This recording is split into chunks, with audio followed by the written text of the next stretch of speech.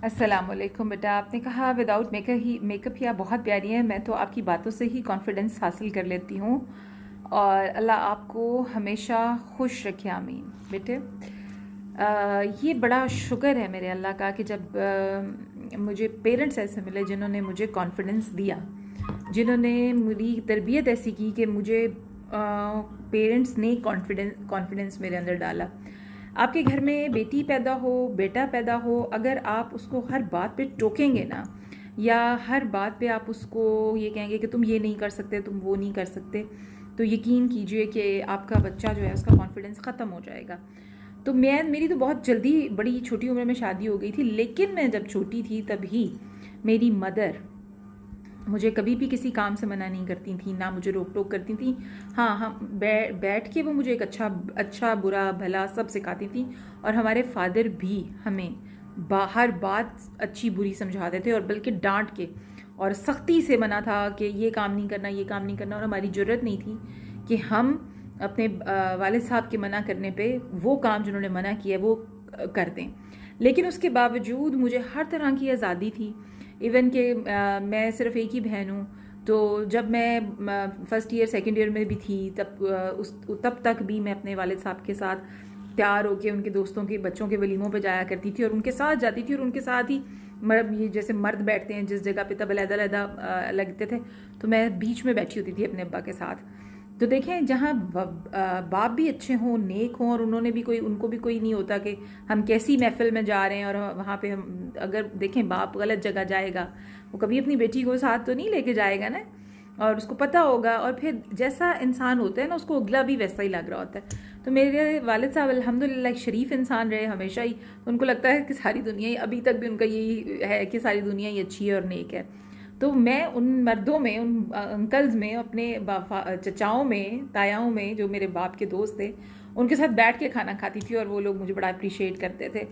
फिर सब्ज़ी लेने अम्मी ने मुझे भेज देना भाई के साथ, छोटे के साथ। हम दोनों ने सब्ज़ी लेने चले जाना मोटर बाइक के ऊपर। मोटरसाइकिल पे बैठना, वो चलाता था मोटरसाइकिल, उसको बड़ा शौक था। छोटा सा होता था 7th 8th में। तो हम फैसलाबाद में रहते थे, तो पास ही सब्जियों की दुकानें थी, तो मैं सब्ज़ी लेके आया करती थी शाम के टाइम या छुट्टी वाले दिन या जैसे भी।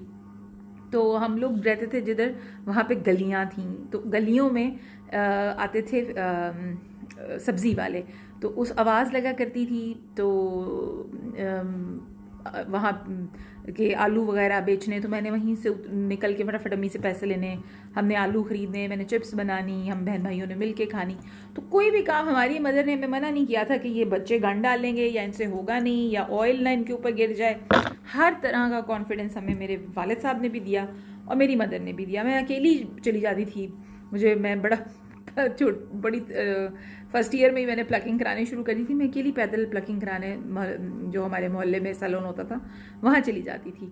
मेरी माँ को पता था कि ये कोई गलत काम नहीं करेगी, और ना ही वो मुझे मना करती थी। खैर, आज वो दौर नहीं, हम डरते हैं, लेकिन अगर आप अपने बच्चों को कॉन्फिडेंस देते हैं तो वो आपके काम आता है। फिर मेरी शादी हुई, लेकिन मेरी शादी जिस घर में हुई, वहाँ पे तो आपका कॉन्फिडेंस सवाल ही पैदा नहीं होता हर बात में कि आप हैं क्या, आप कौन है भाई, आप कहाँ से आए हैं। पहले तो आपको शादी करके लेके आते हैं, आपको बहुत लड़की मिल गई, ज़बरदस्ती जी रिश्ता मांग लिया बेटे के लिए, और शादी भी हो गई छोटी सी उम्र में। लेकिन उसके बाद जब आप घर आ जाते हैं, तो फिर वहाँ पे फिर अगर आपके घर में एक नंद है, एक देवर है, एक सास ससुर हैं आपके, और वहाँ पे सिर्फ आपकी मदर इन लॉ की सुनी जाती है, आप बड़ी बहू हैं, ऊपर से आप बच्ची हैं, तो फिर वहाँ पे जो आपको चीज़ें फेस करने को मिलती हैं इतनी जल्दी छोटी उम्र में, वहाँ पे आपके कॉन्फिडेंस को बिल्कुल ब्रेक किया जाता है। हर बात में आपको ये कहा जाता है आप कुछ नहीं कर सकते, आपको कुछ नहीं आता। तो ज़माने के थप्पड़ खा खा के इंसान बहुत कुछ सीखता है, और फिर वो यहाँ पे आता है, फिर उसके अंदर एक चीज़ बन रही होती है। उसको जब डिग्रेड किया जाता है, डीमोटिवेट किया जाता है, तो उसके अंदर एक चीज़ बन रही होती है। फिर अगर रब उसको मौका दे तो वो फिर अपना आप ज़रूर बताता है कि मैं कुछ हूँ, हाँ मैं कुछ हूँ। मतलब आपको इन लॉज में आपकी जो घर में हस्बैंड की बहन है, उनके सामने आपको जलील किया जाए, देवर के सामने भी जलील किया जाए, आपको डांट पड़ती हो 24 घंटे, और फिर आप मजबूर और बेबस हो, आप कुछ कर भी ना सकते हो। شکایت بھی نہ کسی سے لگا سکتے ہوں، مطلب 100 مسئلے ہوتے ہیں. تو اس کے بعد ایک دن ایک ضرور، لیکن آپ بہادر رہیں. میں یہ بچیوں سے کہتی ہوں آپ بہادر رہیں، آپ اپنے اندر ایک ہمت، ایک کریج ضرور رکھیں. اور اس کے بعد ایک دن ضرور ایسا آئے گا جب اللہ تعالیٰ، جب آپ اللہ سے آپ کا کنیکشن ہوگا اور آپ دعائیں کریں گے نا کہ یا اللہ میری مشکلیں حل کر دے، مجھے مصیبتوں میں سے نکال لے، میرے لیے آسانی کر، میرے لیے راستہ بنا، اے اللہ میرے لیے راستہ بنا. تو آپ یقین کریں اللہ ایسے ایسے راستے آپ کے لیے بناتا ہے کہ آپ کی سوچ سے باہر ہیں. تو آپ ایسی جگہوں پہ خود بخود آپ کا سفر شروع ہو جاتا ہے کہ بہت سے لوگوں کو بہت سے جواب مل جاتے ہیں، اور بہت سے لوگ پھر پریشان بھی ہوتے ہیں کہ بڑھیا کیے ہیں. تو اللہ آپ کا ساتھ دینے والا ہو. آپ نے کوئی غلط کام نہ کیا ہو، کبھی آپ نے زبان اپنی کا استعمال بہتر کیا ہو، آپ کے ساتھ بہت زیادتیاں ہوئی ہوں، لیکن آپ نے صرف اپنے رب سے رجوع کیا ہو، تو پھر رب آپ کی جگہ پہ سب کو جواب دیتا ہے. اور ایک دن آتا ہے کہ جہاں پہ آپ ثابت کرتے ہیں کہ جی میرے میں کانفیڈنس ہے، میں سب کچھ کر سکتی ہوں، میں سب کچھ کر سکتا ہوں، میرے اللہ نے میرے لیے راستے نکالے ہیں. تو یہ میں سب کو اسی لیے موٹیویٹ کرتی ہوں. میں اپنی لائف کی اتنی سی چیز آپ کو بتائی ہے صرف آپ کی خاطر کہ میری بہنیں اس سے کچھ سبق سیکھیں، میرے بھائی کچھ سبق سیکھیں. زندگی بہت مشکل ہے، اور کوئی ایسا کچھ نہیں ہے کہ آپ کے سامنے ایک کنواں ہے نا، بس کنواں آ گیا ہے تو آپ نے اس میں چھلانگ مارنی ہے، تو آپ مار دیں. آپ دیکھیں کہ اللہ آپ کو شاید اس کنویں میں سے بھی نکال لے. کہ اللہ پہ توکل تو ہو، آپ کا توکل اللہ پہ اتنا مضبوط ہونا چاہیے، آپ کا کانفیڈنس اتنا ہونا چاہیے کہ آپ کچھ کر سکتے ہیں اور آپ کر جائیں گے، آپ ان حالات میں سے نکل جائیں گے انشاءاللہ. اس رب نے چاہا نا، کسی نے آپ کی مدد نہیں کرنی سوائے آپ کے باپ کے اور آپ کی ماں کے. ماں نے آپ کو حوصلہ دینا ہے، باپ نے آپ کو کہنا ہے میں تیرے پیچھے کھڑا ہوں پتر. اس کے علاوہ آپ کو کسی رشتے نے نہیں پوچھنا. آپ کے گھر میں روٹی ہے نہیں ہے، آپ کو کسی نے نہیں پوچھنا. آپ کیا کر رہے ہیں کیا نہیں کر رہے ہیں، آپ کو کسی نے نہیں پوچھنا. اگر آپ کے لیے کوئی غیبی مدد آنی ہے نا تو وہ میرے رب کی طرف سے آنی ہے.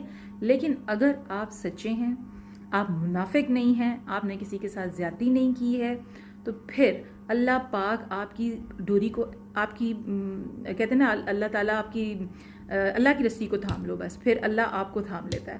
یہی بات ہے صرف سمجھنے کی. بس اپنا توکل مضبوط کر لیجئے. اور بڑے بڑے جو کہتے ہیں نا فرعون کے محل میں حضرت موسیٰ پل گئے تھے، تو یہ چیز سوچا کریں ضرور. اللہ ہمیں چنتا ہے بعض اوقات کی اور ان حالات میں لے کے آتا ہے.